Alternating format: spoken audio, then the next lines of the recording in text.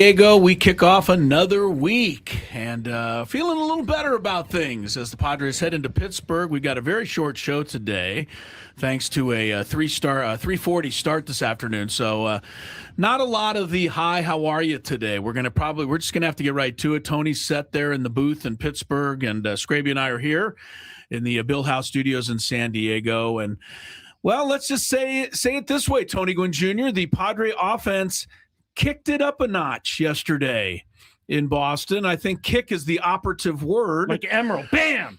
No, not that. Oh, really? No, everybody's talking about the kick. The kick heard around the world by new soccer superstar Manny Machado. That's what everybody was talking about after the game, Tony. And look, I look at it this way. I don't know if he did it intentionally. I don't think he did. If he did do it intentionally, the guy has better he should retire from baseball. I was going to say now and go play soccer. I was going to say he's got incredible eye-foot coordination if he could time that out perfectly.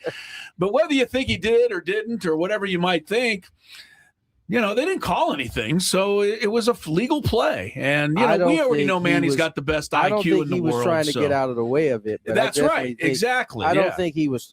There's no way he's that good with the soccer ball, let alone a baseball. No, he does. He is part owner of the SDFC, though, and he might be looking for a spot on the roster after that. So it's a smart baseball play. I mean, I expect that from Manny. That's what we get from Manny. We've become used to this. I'm just asking. I don't know. It's legal. It's legal as long as you don't let's say he was standing there and leaned into it. They could rule something, right, Tony? Right. But if you're moving on the move like that, there's no way the umpire can just categorically say you did that intentionally. Right. So you get away with it. And Manny's a smart player, and he knew if the ball hits him, it's going to be beneficial. What I think happened was he saw that throw coming down towards his feet. Yeah. And was like, okay, I could either try to jump over this or I can kind of get in the way. Yeah. And I think it ended up looking smooth because he ends up kicking it perfectly. But he wasn't going to get out of the way of that ball, even if it was a throw that was high. He wouldn't have slid. He would have just kind of put his shoulder into it. Nor should he. I mean, that's his right as a base runner to get back to the base, and that's where the throw was. And if the first baseman wants to keep that from happening, then he needs to be in front of the bag to take the throw. And I love that it was Contreras too, because that guy hates the Padres. Well, Contreras, and it was great. Not to mention how much he throws his elbows out there trying to get hit by pitches. He does. The funniest was look like, this is how you do it, buddy. The funniest look of all was on the catcher's face, Narvaez. He wanted to argue. You could tell he's like, and then he kept looking down there. He's like, damn, there's nothing I can do about this. That's exactly right. You can see in his face about it. You can see in his face in real time, like, dang, that's legal. I can't do nothing about it. Realization that there was nothing he could do. Well, look, I mean, after 9 games, the Padre offense finally breaks out. I mean, it's only the second time they've been over 3 runs. And honestly, the first time you could say that the Giants contributed mightily to it with a couple of errors and some walks there. But yesterday, Tony, they get down 4-0. I'm sure everyone's first thought was, well, this game's gone. But you know what? The team, finally, showed some life offensively. I love to see Castellanos contribute. Yeah. Obviously, as Manny goes, the team goes. He hits his first home run, a big 3-run shot. And then, you lose the lead, and Jackson Merrill, saves the day. So, this is a good one to build off of. And I hope, obviously, we're going to need to see more of these. Yeah. I mean, listen, everybody will say that the offense is going. I mean, this is the same pattern we just saw at home, right? They played 2 subpar offensive games. The difference was they were able to pitch well enough in one of them to get a victory. Yeah. And then they had an outburst, same way they did against the Giants at home. So I don't know that a whole lot changed. I do see a couple of things, though. Okay. Jackson Merrill, at least after his day off, looked a lot better at the plate. I think Fernando continues to kind of slowly get it going. He's looked good at the plate, I thought, as well. Gavin Sheets. I almost said Ben Sheets because a former teammate of mine. Gavin Sheets, another dude, swinging the bat pretty well. I just think each of them individually are starting to kind of put it together. You had Ty with a nice knock in his start. You mentioned Nick Castellanos had a nice couple ribbies in his start.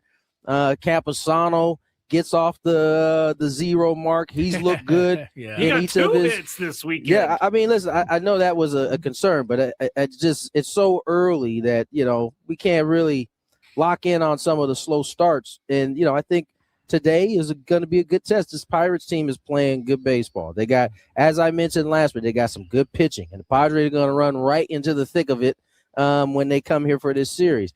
What I was most impressed about is despite the weather being how it was, those guys still went out and banged out some hits, and I thought that was a encouraging sign for sure. Yeah, for sure. And I mean, 4-0. I mean, honestly, they didn't think of it as game over. We all did.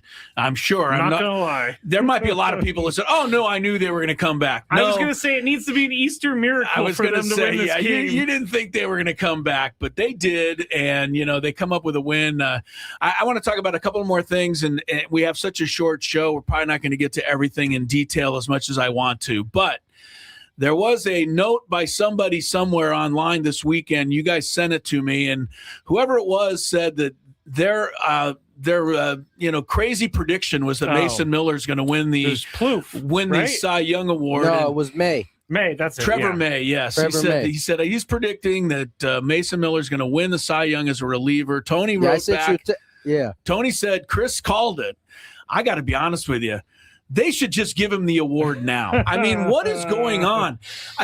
Look, he's faced 15 batters this year. 15 batters. He struck out 12? 11. He struck out 11 of 15.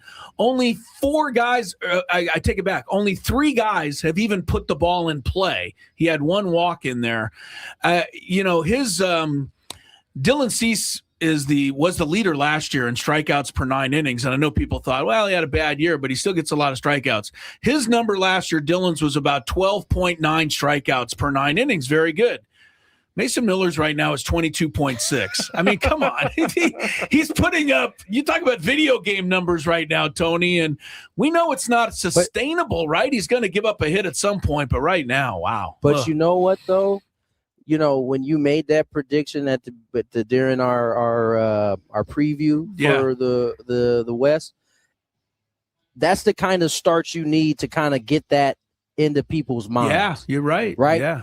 Having a start in which you strike out the first 6 guys you face, that goes a long way towards people notice it.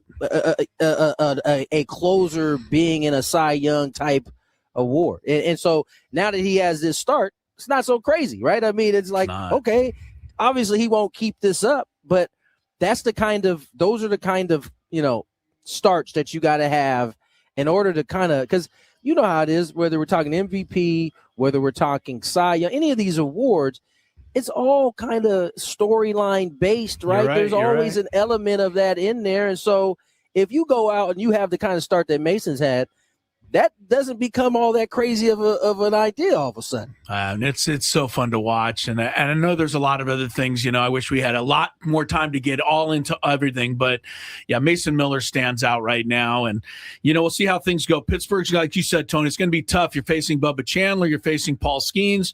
And then you're facing Mitch Keller. I did read, and we're going to have a lineup for you in a second, but I did read something, and I want you to touch on it real quick, Tony. German Marquez said in the newspaper here in San Diego today, I don't know if you caught this, that back there, that they discovered he's badly tipping his pitches and was doing so in that San Francisco start to the point where Ruben Niebla said, I'm surprised he didn't give up more runs. Why didn't they come out and say something then? Well, they did yesterday. It was talked about yesterday. So I'm just saying, I'm hoping, A, tell me how that can happen to a veteran guy a little bit, Tony, and B, is it something hopefully he can clean up for tonight?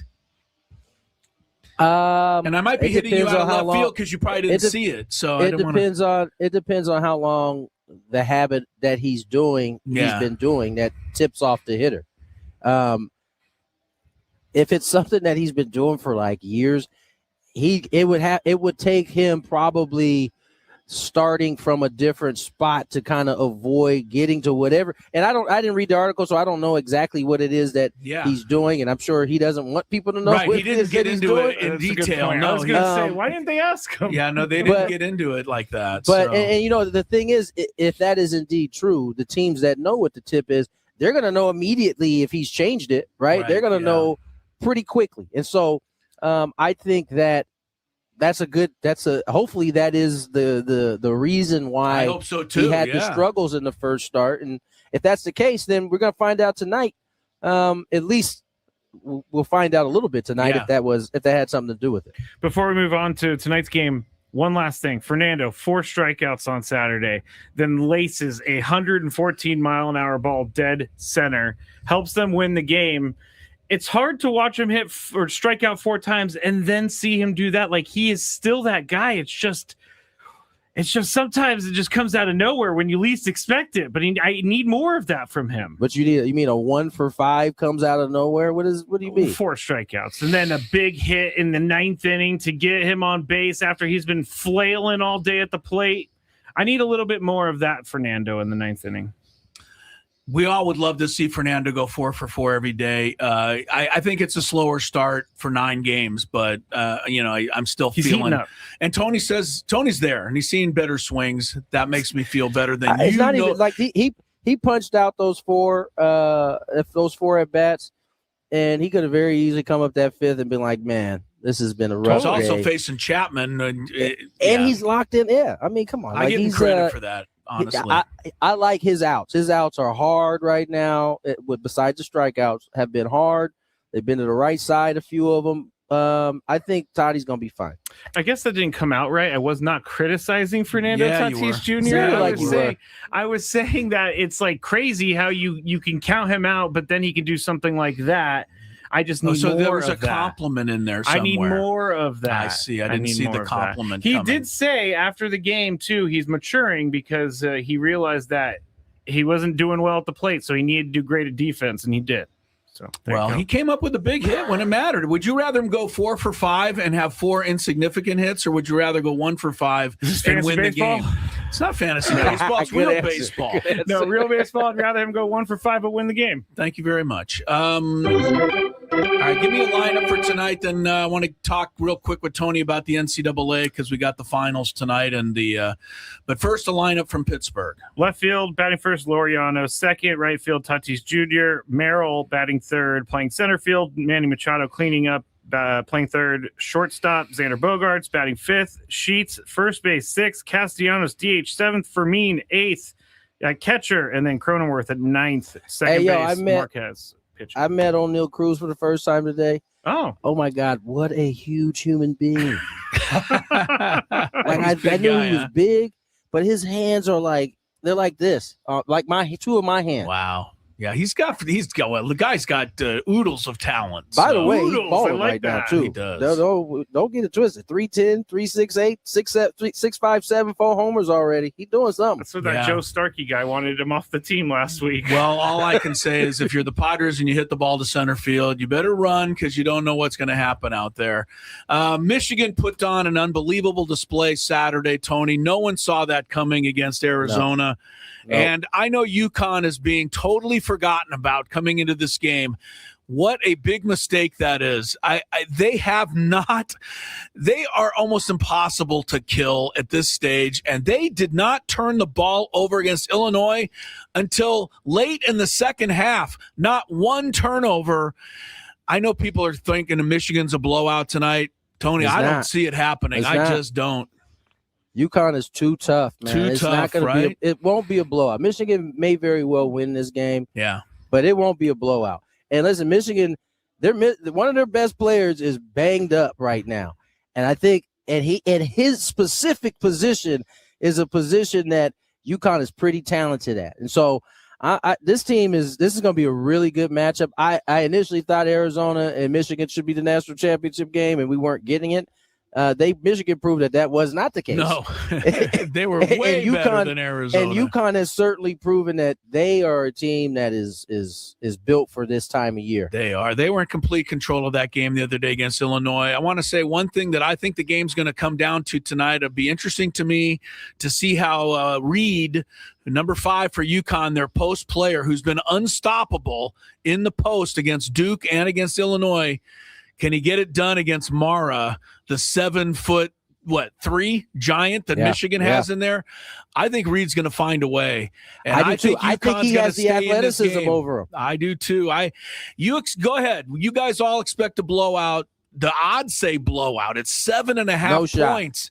You are not giving this UConn champion team enough credit. And I hate to admit it, Tony, but they are a champion team. So I got to say this before we get off. I'm lightweight mad that Gino Auriemma apologized. Yeah, because I had some heat for him coming. You were ready for him? I would say it anyway, because you know what? I think Don Staley said he hasn't even reached out to her personally since I think his apology sounded like it was written by somebody in the office. I got to be honest with you, Tony. Yeah, he didn't win me over with that apology at all. I am so sorry. It was such a chicken bleep move that he made. Do we even know what he was actually mad about? He said he was mad because there's tradition, I guess, before the game. Head coaches are supposed to meet at center court. Only ESPN had video of her coming up and shaking everybody's hand a little bit before that actual time. Right. She said that they were supposed to. And he said she had already done it. And I don't know if he forgot or if he was just so pissed off about his team really being manhandled by. They were woman handled. Yeah, woman handled.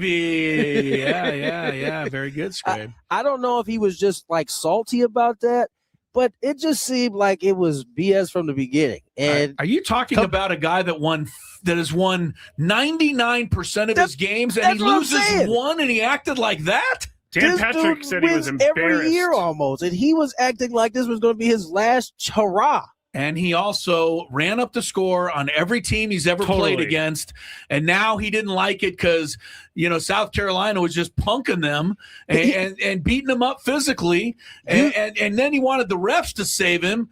Oh, my God. Stop it. You're in trouble when you're complaining on national TV about the other coach complaining to the referees or talking crazy to referees. Then he just made up a story about the whole jersey rip, and then ESPN was busting him out all game long. Even the player said she ripped her own jersey. Yeah, he's like, they ripping my player's shirt. How is that not a foul? And then they show film of her ripping her own shirt.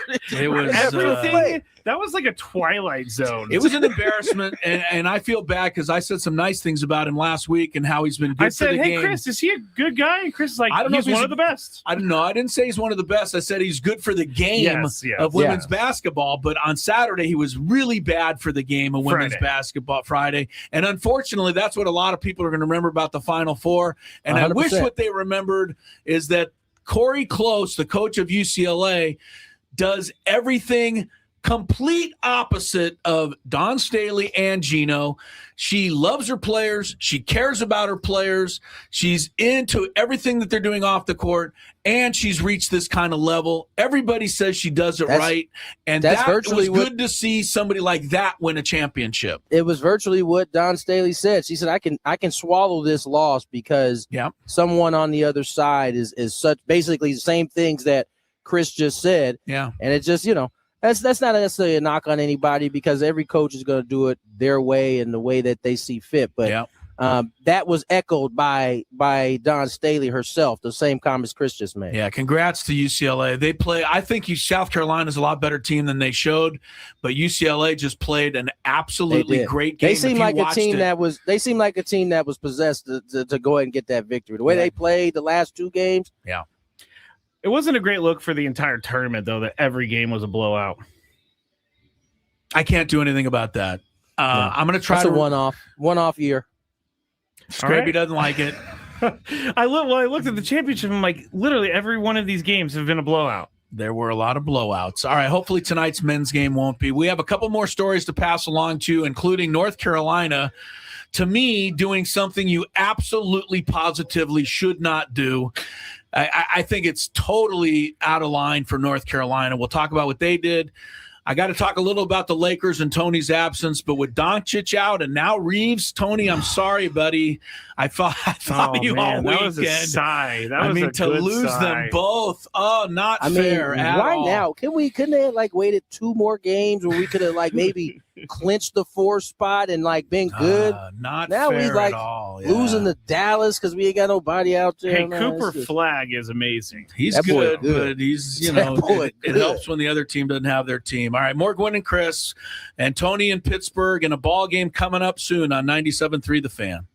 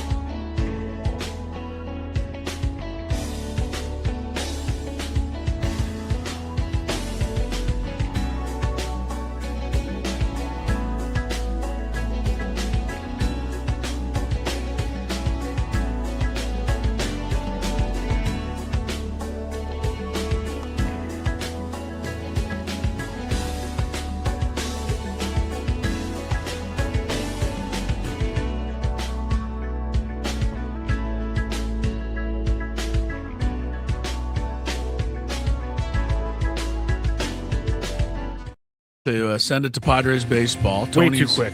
I know, and I got about 14 things I want to get to. First thing I want to do is give you a chance right now to win a pair of tickets to see the Padres and the Mariners. That game is coming up on April 15th, 9 days from now. Padres, Mariners. It'll be the cool Coastal Knights with the Padre Puffer Vest presented by State Farm. First 40,000 fans in attendance are going to get the Padres Puffer Vest. This versatile game day piece is one you will wear well beyond the ballpark. 2 tickets, Padres, Mariners. With the Padres facing the Pirates tonight, you have to answer this trivia question. Who was the MVP of the World Series the last time the Pirates won the World Series? Wait, the Pirates have won? That's what I was going to say. That's what I figured people. Pirates won a World Series? It can't be in my lifetime. No, it's not. Okay. It's not in your lifetime. It's in my lifetime, That's though. kind of sad. Yeah, I know. It's in my lifetime, though. Who was the MVP of the World Series the last time the Pirates won the World Series? 833-288-0973. Scraby's manning the phones. Give us a quick call. Get the answer, and you'll have 2 tickets to see the Padres Mariners next week. Real quick, with the national championship game tonight in college basketball, to me, it is an incredible faux pas and totally, I just think, out of line for North Carolina to announce a new basketball coach today, especially when you're North Carolina. You're the most high-profile school that there probably is in college basketball. Michael Malone, the former Denver Nuggets coach, is going to go college now, and he's going to be the North Carolina coach. Fine. Good for him. Good luck, Michael Malone. But to steal the headlines away from the national championship game, I just think I think it's arrogant of North Carolina to do that, honestly, right now. Is it kind of like baseball where you're not supposed to drop news during the World Series? Yeah, and nobody announces a new coach on the day of the Super Bowl. Just hold on for a day or two. Don't let it slip out. Anyway, I'm upset with that. Michigan and UConn deserve the spotlight tonight, not North Carolina. But that's their new head coach. So do with that as you will. A couple of other quick things. Let's go NBA real quick. I mentioned to Tony, but Luka is out for the rest of the regular season, which ends this week. Is he going to be able to come back for the playoffs? Luka is trying everything, including going to Europe. He's looking for some, some other kind of treatment that he can hopefully find in Spain. He thinks he can get something that'll get him back. The problem for the Lakers is Austin Reeves is out about 4 to 6 weeks himself. So just bad timing for the Lake show. My Chicago Bulls today finally did something they probably should have done 5 years ago. They fired their executive vice president of basketball ops, Arturas Karnisovas, and their general manager. Head coach Billy Donovan stays around despite the fact the Bulls are 29-49 and having yet another awful season. I think the final, straw that broke the camel's back here was that the Bulls traded all their favorite players at the trade deadline to try and rebuild, and all the guys they got to rebuild can't play, including Jaden Ivey, who they had to get rid of. They had to cut. So that organization is a complete, utter mess.